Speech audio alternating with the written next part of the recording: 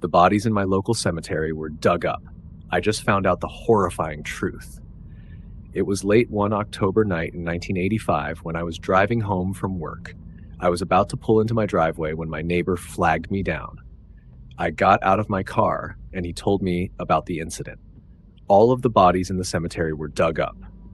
It was the largest cemetery in town, and the bodies had completely disappeared. There had to be about 300 bodies in that cemetery, and I thought my neighbor was insane when he told me, but I could tell it was true just by the fear and confusion in his eyes. That night, I drove to the cemetery to find out what happened myself. When I arrived, police were swarming the area, and I was told to go home by one of the officers. I had relatives in that cemetery.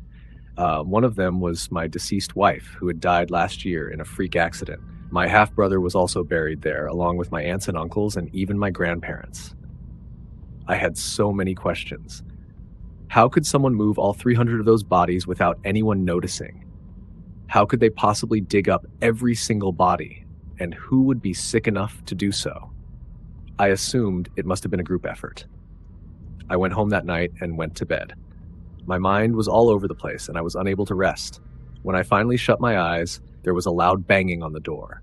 It was 6 a.m. I opened the door to see two officers who were going around asking everyone in town if they'd seen or heard anything that night. They entered my house and began to ask questions. Where was I during the incident? Did I see anything suspicious while driving home? About 5 minutes later, they left, planning to search the other side of town. The cops were all over town, so the county decided to prevent the case from entering the local news channel. From what I heard, they wanted to keep the case manageable and didn't want dozens of news reporters swarming the town. It's been about a week since the incident, and I hadn't been able to sleep straight. The cops still haven't found any trace. That day, I was driving to my father's house.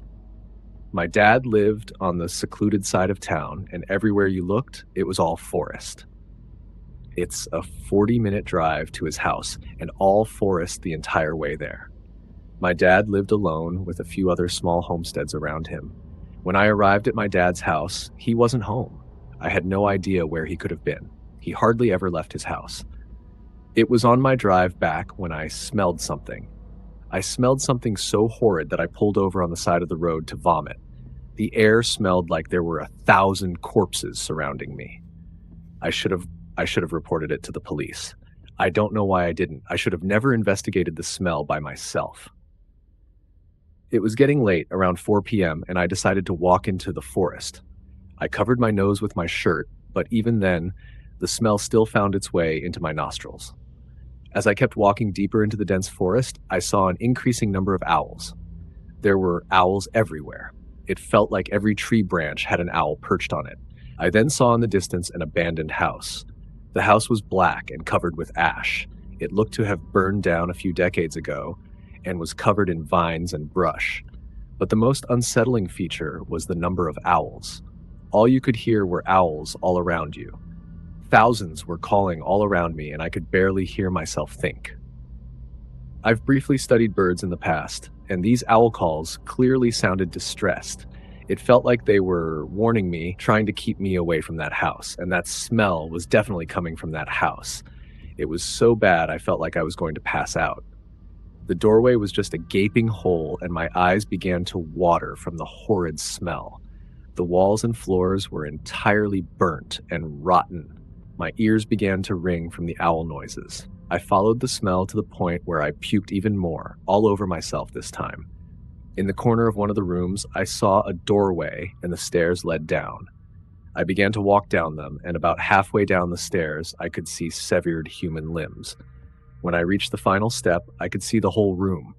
Piles of corpses, and there was a figure in the middle of the mess. In a fetal position, it was rocking back and forth, humming to itself. It was skinny.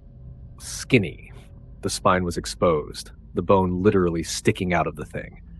I turned around and made a run for it, my footsteps pounding on the stairs. I was about halfway to the top when I heard the thing sprinting up the stairs behind me. By the time I made it to the top, it was inches behind me. I was about to make it out the front door when my foot fell through one of the floorboards. Then I felt the talons claw into my stomach and drag me back down the basement stairs. I opened my eyes and saw it. It looked just like an owl.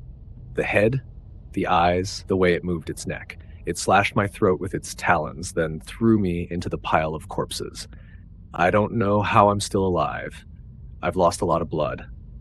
And worst of all, I don't know when that thing will come back. If anyone is reading this, I'm probably dead. I'm probably going to rot here with the rest of the 300 dead bodies.